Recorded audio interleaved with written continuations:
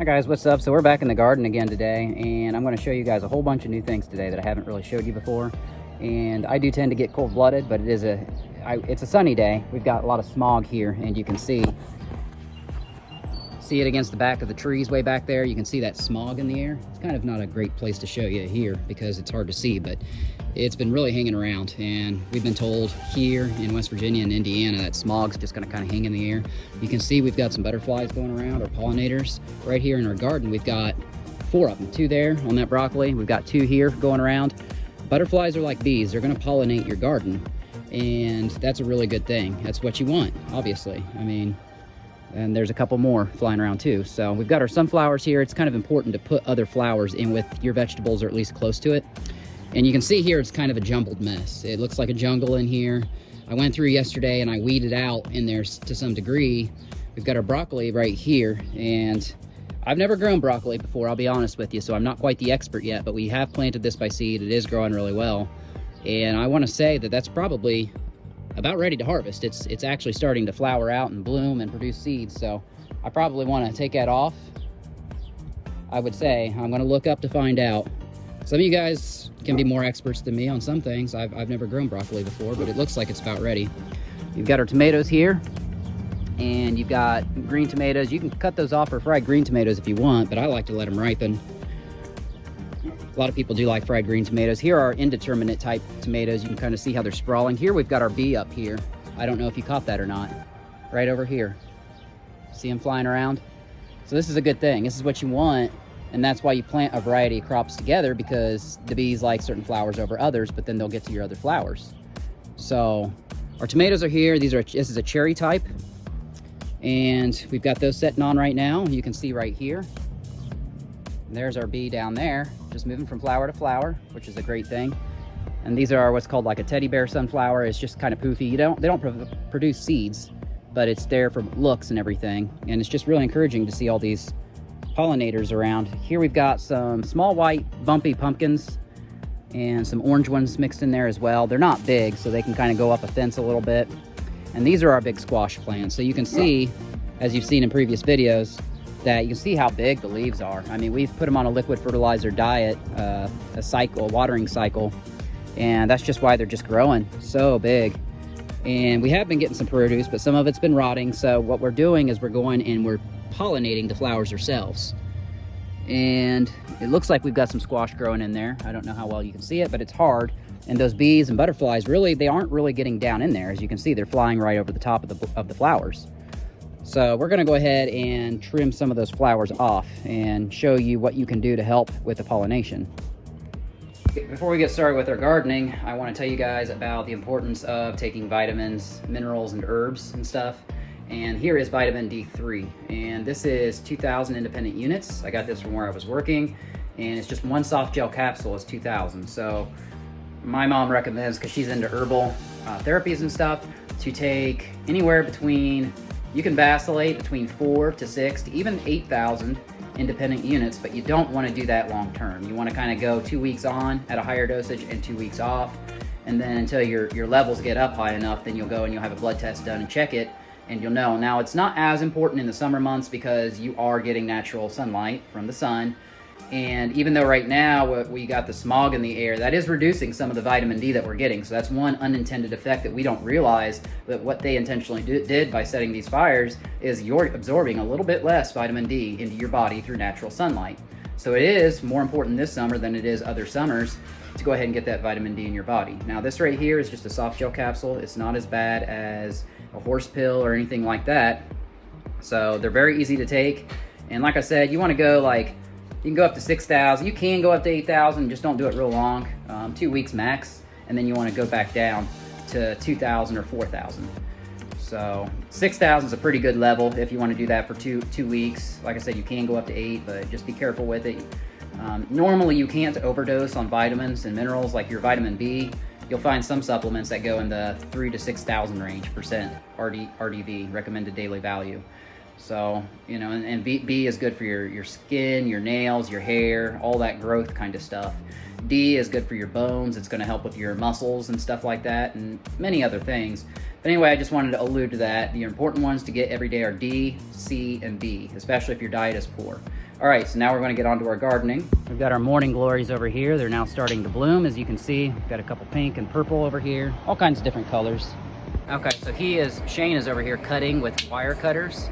You can see how it just goes right in there, and this is going to allow you to wrap it around and connect it with zip ties, but then the bottom it's going to allow you to stick it in the ground.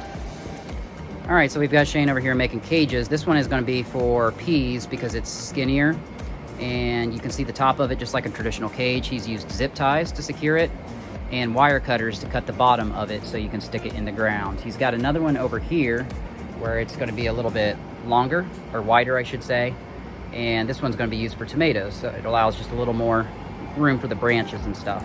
I don't know if you can see a little bit of that smog in the distance against the trees. I can see it with my eyes. It might be hard to catch it on video, but it is very hazy out here. I don't know if you can tell that, but one thing we're going to do is extend our garden space. So for a community garden, you can kind of see we don't really have a lot of space to work with here in the city. So we've got this greenhouse. I got this from Lowe's when I was working up there for $60. I think it'll run you guys about $69. I had a 10% discount when I was working up there. But you can see how it really traps that humidity in there. And it does help to put a water source in there. Like if you want to just put a jug of water or something, that'll help too with humidity. But we just keep a regular watering cycle. So what we're going to do is just open it up right down here. A lot of people, they really like this greenhouse, and you guys can get one too. I mean, the setup is pretty easy. And you can see our plants that we've gotten here. So we've got a lot of tomatoes and vining plants. These tomatoes here are doing really well, but when you walk inside, you just feel that it's like a sauna. It really is. It almost feels too hot, really, but the plants seem to be responding really well to it. More tomatoes, and then we've got our pumpkins and squash down here. All kinds of plants. And we didn't get as much watermelon put out. I really wish I had. And it's getting a little bit late, but we're gonna try to do container gardening on our porch, and we're also gonna try to keep some plants in here as well. I mean, we've got this source, we might as well use it, right? But here's a fun little trick. In our greenhouse, it feels like an actual sauna. So I'm in the freezer right now, and I'm gonna take this thermometer out. It's reading right now 10. It was just at 8, but I put my thumb on it to take the frost off of it. And now it's like rising all the way up to 15 because I got the freezer door open. So that's probably how fast it's going. What we're gonna do is put it in the greenhouse, and I'm gonna measure it, the time, and then I'll take a little video of it once it hits temperature and see how fast it gets to temperature. It feels like it's 100 degrees in there. This is remarkable. This thermometer is rising so fast. It's only been maybe 2 minutes since it was in the freezer, not even that, and it's already up to 60 degrees. And I guarantee it feels hotter than 90. It's probably almost, I'd say it's about 95 degrees in here. Maybe 96. We're gonna see how close my internal temperature is, and I'll catch us when it gets up to temperature. All right, so we're replacing these stakes. The stakes aren't doing anything. These are determinate tomatoes. And I actually made a mistake on trimming them You don't want to trim out the 45-degree suckers that grow out the angles on your branches on determinate tomatoes, because you're just not going to get as much fruit. But indeterminate types that branch everywhere, you do want to do that with those. So you can see these are the perfect height on these. And even though it is a compact bush, it'll still grow up through those spires a little bit. Stems are so darn big, you can't even hardly cut through them. And you can see already it's creating some space.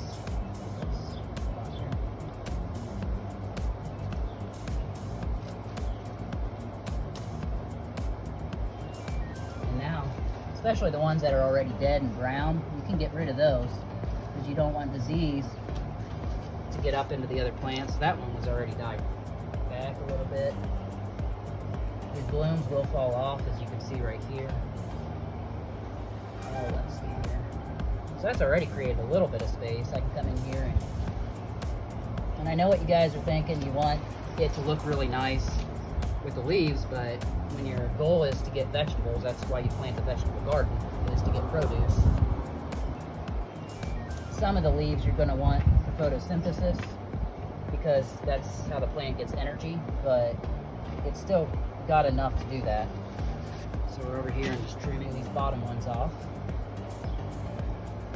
This one here is already kind of bent.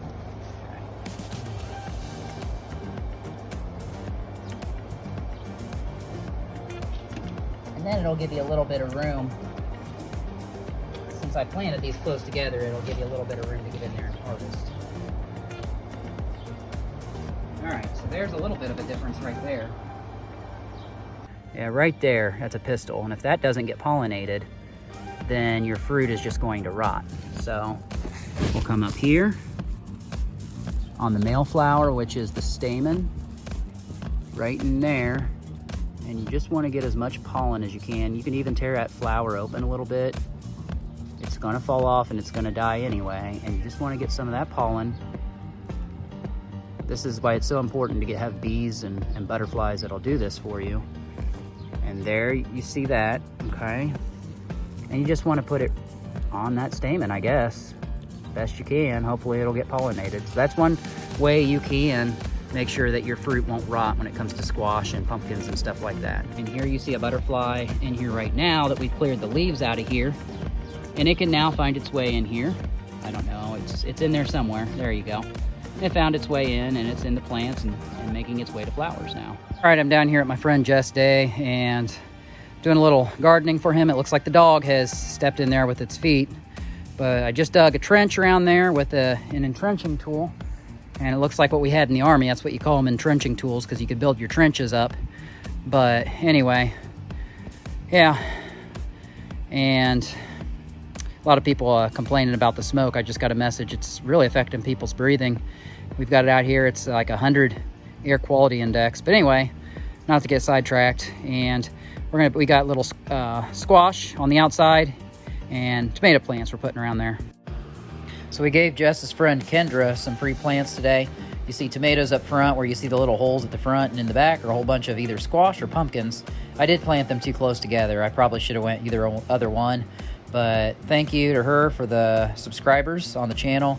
We're happy to have you guys along, following our gardening journey, along with the rest of the stuff we got here. We do want to tell you guys that our little cat Willie, as you see here, ran away on us. It darted out the door about 3-4 days ago. Jess's son, Davion, actually found a stray cat, and it had some kittens. So if we can't find Willie, we're going to keep our eyes out. We might end up picking up one of these cats that you see here in the distant future.